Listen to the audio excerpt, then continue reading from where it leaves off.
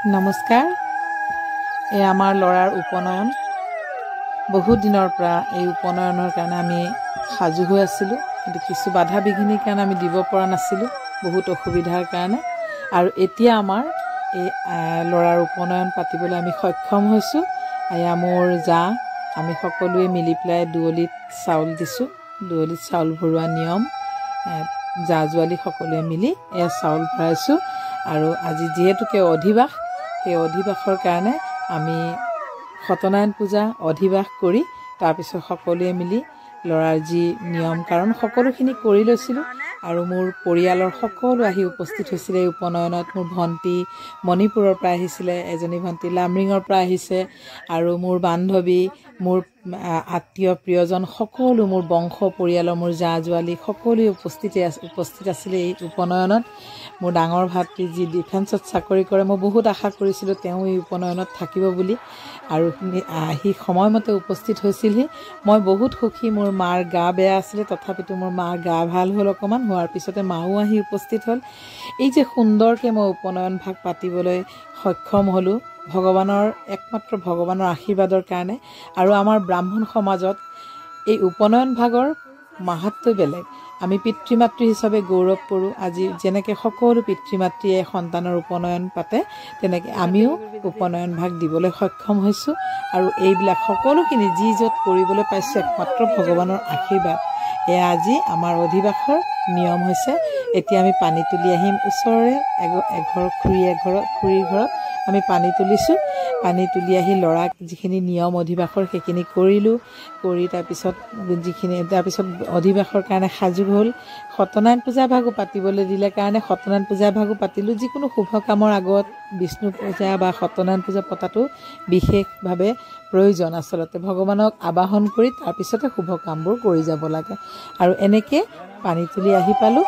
আহি পাই এতিয়া আমাৰ যি নিয়ম, পানী তোলাৰ পিছত অকণমান নোৱাৰ নিয়ম থাকে, সেই নিয়ম ভাগ আমি কৰিম। তাৰপিছত এয়া মই এতিয়া ঘৰৰ দুৱাৰ দলি আহি পালোঁহি। এনেকৈ সুন্দৰকৈ আয়োজন কৰা হৈছিলে। আৰু সকলোখিনি কৰি হোৱাৰ পাছত দেখিছে নহয়, এয়া মোৰ ডাঙৰ জা দুৱলি লৈ আছে। তাৰপিছতে মই ঘৰত ধৰি আছোঁ। তাৰপিছত মোৰ বান্ধৱী আছে মোৰ লগত, আৰু পিছফালে মোৰ বান্ধৱী, মোৰ ভণ্টি, মোৰ ডাঙৰ জা, মাজু জা, সৰু জা, বংশৰ যিগৰাকী ডাঙৰ বোৱাৰী, তেখেতেই সকলো নিয়ম কাৰণ কৰিছিলে। যেন মোৰ ডাঙৰ জা, তেখেতেই সকলো নিয়মখিনি মোক শিকাই গৈছিলে, আৰু মই এফালৰ পৰা কৰি গৈছিলোঁ। যিহেতুকে আমি কামবোৰ দেখিহে থাকোঁ, আমাৰ প্ৰেক্টিকেলি যেতিয়া আমি কৰোঁ তেতিয়াহে আমাৰ শিক্ষাটো হয়। আৰু এনেকৈ মোক তেখেতে শিকাই গৈছিলে, এনেকৈ কৰা তেনেকৈ কৰা। অকণমান আমি মাজে মাজে অকণমান নামো গাইছিলোঁ, অকণ নচুৱাইছিলেও মোৰ লগৰখিনিয়েও। ভাল লাগে নিয়মখিনি ইমান সুন্দৰকৈ হোৱাৰ বাবে। আৰু সঁচাকৈ আজি আমাৰ পিতৃ মাতৃৰ যি দায়িত্ব, সেই দায়িত্ব আমি পালন কৰিবলৈ পাই বহুত সুখী হৈছোঁ। ভগৱানক বাৰে বাৰে ধন্যবাদ যে আমাক ইমান ডাঙৰ কামভাগ কৰিবলৈ আমাক কোনো বাধা বিঘিনি নোহোৱাকৈ মোৰ সকলোখিনি, মোৰ যি য'ত পৰিয়াল, মিতিৰ কুটুম, বংশৰ যোন য'ত যেনেকৈ পাৰিছে সকলোৱে আহি উপস্থিত হোৱাৰ কাৰণে মই বেছি সুখী হৈছোঁ।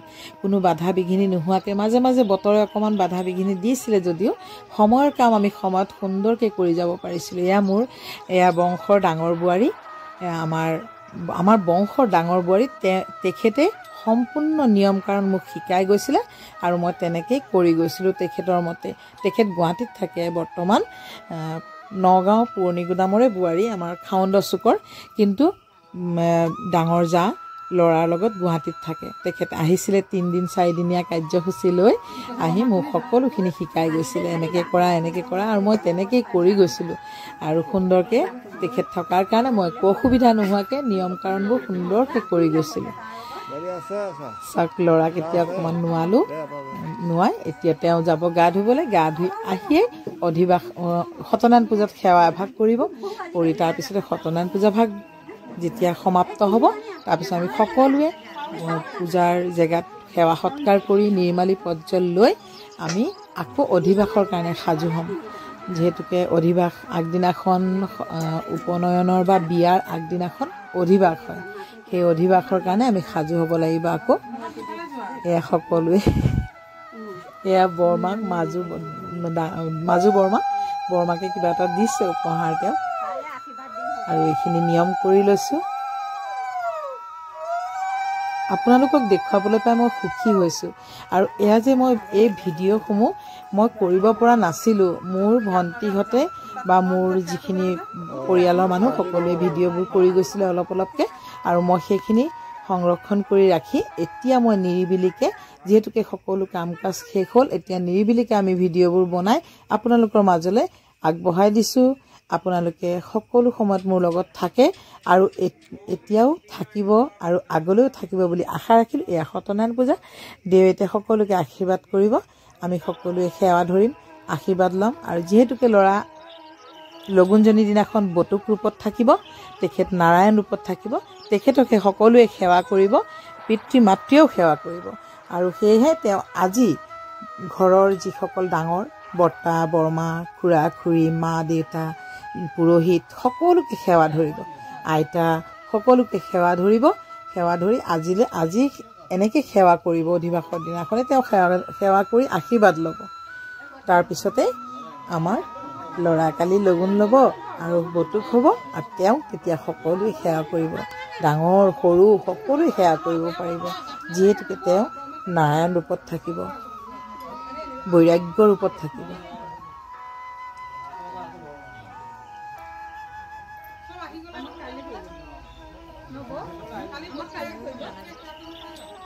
এইখিনিতে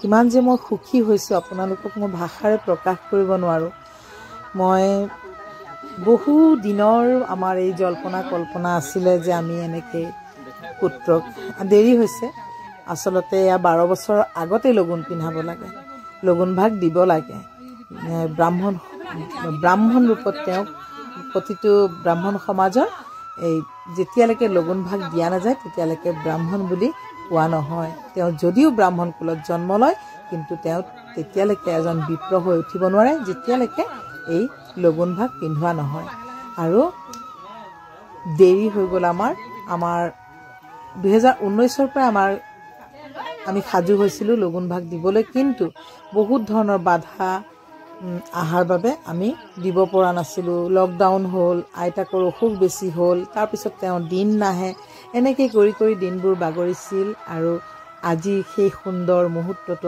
আমাৰ মাজত আহি উপস্থিত হৈছিল আৰু আমি সুন্দৰকৈ কোনো বাধা বিঘিনি নোহোৱাকৈ আজি অধিবাসৰ এই সুন্দৰ মুহূৰ্ত আপোনালোকৰ লগতো মই সুন্দৰকৈ আপোনালোকৰ মাজলৈ দিব পাৰিলোঁ আগবঢ়াই এতিয়া আমি সকলোৱে সত্যনাৰায়ণ পূজা হৈ গ'ল আমি সেৱা ধৰিছোঁ সকলোৱে আৰু ভাল লাগিছিল সত্যনাৰায়ণ পূজাৰ দিনাখন আৰু অধিবাস একেলগে হৈছিলে ইমান মানুহ হৈছিলে যিহেতুকে চব দূৰত থাকে মোৰ পৰিয়াল আৰু এয়া ওচৰৰ 4-5 ঘৰ আহিছিলে আৰু এই ওচৰৰ যে বাইদেউসকল তেওঁলোক কিন্তু মোৰ বহুত সহায় কৰিছে দেই লাড়ু পিঠা বনোৱাত মোক উৎসাহ দিয়াত সকলোৱে কিন্তু যথেষ্ট উৎসাহ দিছিলে মোক আৰু এই উৎসাহৰ জৰিয়তে মই আনন্দ ফূৰ্তিৰ মাজেৰে লগুণজনী ভাগ পাতিব পাৰিলোঁ ইমান ধুনীয়াকৈ সুন্দৰকৈ হৈ গ'ল মই নিজে ভগৱানক সহস্ৰ কোটিবাৰ প্ৰণাম জনাই আৰু মোৰ লগত সহায় সহযোগিতা কৰা সকলকো মই অশেষ ধন্যবাদ জনাইছোঁ যে মোক ইমানখিনি উৎসাহ ইমানখিনি আগ্ৰহ দিয়াৰ বাবে আৰু আমাৰ পুৰোহিত তেখেতৰ কথাটো ক'বই নালাগে তেখেত যিমান ফূৰ্তি কৰে সিমানখিনি গহীন গম্ভীৰতাৰে এই লগুণজনী ভাগত নিজৰ যি দায়িত্ব কৰ্তব্য সুন্দৰকৈ পালন কৰিলে সকলোৱে ভাল পাইছে আমাৰ এই পুৰোহিতজন আমাৰ নগাঁৱৰ ছয়ালিৰ শিৱ দুৰ্গা পূজা ভাগ তেখেতে কৰে আৰু মই তেখেতৰ লগত মানে খুব সুন্দৰকৈ চিনাকি হৈছিলে আমাৰ এই দুৰ্গা পূজা ভাগৰ পৰাই মই আশাও কৰিছিলোঁ তেখেতেই কৰক বুলি আৰু সুন্দৰকৈ তেখেতে লগুণজনী ভাগ কৰিলে ইমান ভাল লাগিলে দেউকো অশেষ ধন্যবাদ মানে ইমান ফূৰ্তি ফাৰ্তাৰ মাজেৰে দেউ একদম ধুনীয়াকৈ লগুণজনী ভাগ পাতিলে মই যে ইমান সুখী হ'লোঁ এয়া এতিয়া দেৱে নিৰ্মালি দিছে সত্যনাৰায়ণ পূজা শেষ হ'ল নিৰ্মালি দিছে পজ্জল দিছে তাৰপিছতে আমাৰ সত্যনাৰায়ণ পূজাৰ প্ৰসাদ ঘোল পায়স সকলোৱে খাই ইমান ফূৰ্তি কৰিছে ভাল লাগিছে আজিৰ ভিডিঅ'টো ইয়াতে সমাপ্ত কৰিলোঁ আশা কৰিলোঁ আপোনালোকে ভাল পাব আপোনালোকক যিমানকণ পাৰিলোঁ মই এই ভিডিঅ'ৰ মাধ্যমেৰে দেখুৱাবলৈ চেষ্টা কৰিলোঁ আৰু ইয়াৰ পৰৱৰ্তী অংশ আহি